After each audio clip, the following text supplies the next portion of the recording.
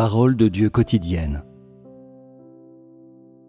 Quand tu pourras véritablement apprécier les pensées de Dieu et son attitude envers les hommes, quand tu pourras vraiment comprendre les émotions de Dieu et sa préoccupation envers chaque créature, tu seras capable de comprendre la dévotion et l'amour consacré à chaque être humain créé par le Créateur. Quand cela arrivera, tu utiliseras 2 mots pour décrire l'amour de Dieu. Quels sont ces 2 mots? Certains disent altruiste et d'autres philanthropique. Des 2, philanthropique est le moins approprié pour décrire l'amour de Dieu. C'est un mot que les gens emploient pour décrire une personne large d'esprit et de sentiments. Je déteste vraiment ce mot, car il fait référence au fait de faire la charité arbitrairement, sans discernement, en ne tenant compte d'aucun principe. C'est une expression exagérément émotionnelle d'une personne insensée et embrouillée. Lorsque ce terme est employé pour décrire l'amour de Dieu, cela indique inévitablement une intention blasphématoire. J'ai 2 mots qui décrivent de façon plus adéquate l'amour de Dieu. Quels sont ces 2 mots? Le premier est immense. Ce terme n'est-il pas très évocateur? Le second est vaste. Il y a une signification réelle derrière ces 2 mots que j'emploie pour décrire l'amour de Dieu. Pris au sens premier, immense signifie le volume ou la capacité d'une chose. Mais peu importe la grosseur de cette chose, c'est quelque chose que les gens peuvent toucher et voir. C'est parce qu'elle existe. Elle n'est pas un objet abstrait et elle donne aux gens une idée de quelque chose de précis et de concret. Peu importe si tu la regardes depuis 1 dimension ou 3, tu n'as pas besoin d'imaginer son existence, car c'est une chose qui existe réellement.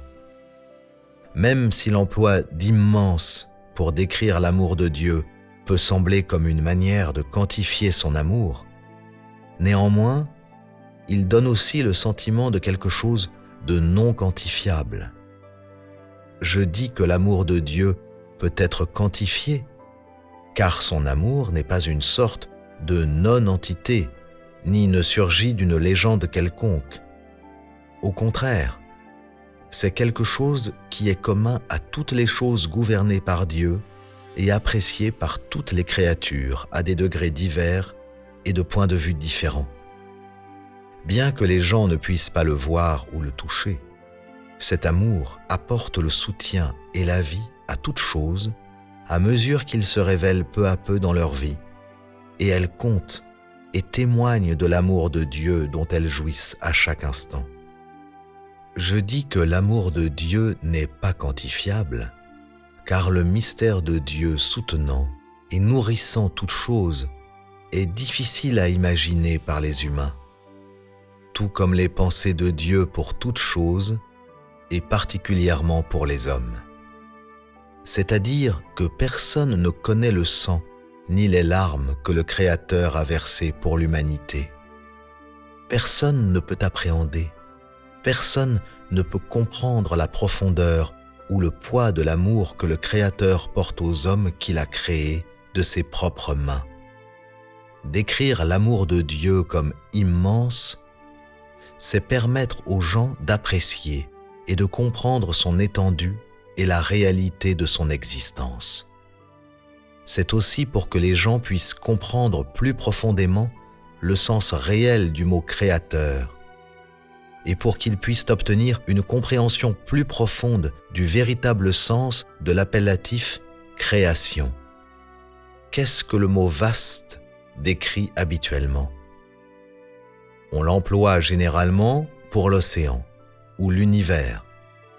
Ainsi, on parle de l'univers vaste ou de l'océan vaste. L'expansivité et la tranquille étendue de l'univers dépassent l'entendement humain et c'est une chose qui capte l'imagination des hommes et pour laquelle ils sont pleins d'admiration. Son mystère et sa profondeur sont à portée de vue, mais inaccessibles. Quand tu penses à l'océan, quand tu penses à son étendue, il paraît sans limite et tu peux sentir son mystère et son inclusion. C'est pourquoi j'ai employé le terme « vaste » pour décrire l'amour de Dieu. C'est pour aider les gens à sentir comme il est précieux, sentir la profonde beauté de son amour et que le pouvoir de l'amour de Dieu est infini et étendu. C'est pour les aider à sentir la sainteté de son amour et la dignité de Dieu et sa qualité de ne pas pouvoir être offensé qui se révèle par son amour. Maintenant, penses-tu que « vaste » est un mot adéquat pour décrire l'amour de Dieu? L'amour de Dieu peut-il être à la hauteur de ces deux mots, immense et vaste? Absolument. Dans le langage humain, seuls ces deux termes sont relativement aptes, sont relativement pertinents pour décrire l'amour de Dieu. Ne penses-tu pas?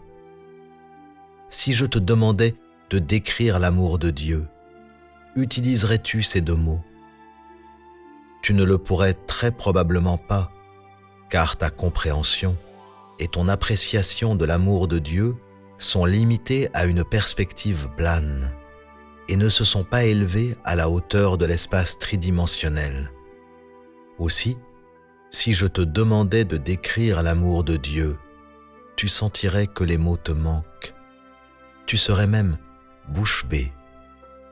Les deux mots dont je t'ai parlé aujourd'hui sont peut-être difficiles à comprendre pour toi, ou peut-être que tu n'es pas d'accord, tout simplement. Cela signifie seulement que ton appréciation et ta compréhension de l'amour de Dieu sont superficielles et étriquées.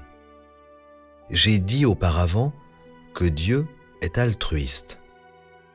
Tu te souviens du mot altruiste? Pourrait-on dire que l'amour de Dieu peut être décrit uniquement comme altruiste? N'est-ce pas trop réducteur? Tu devrais réfléchir davantage à cette question afin d'en retirer quelque chose.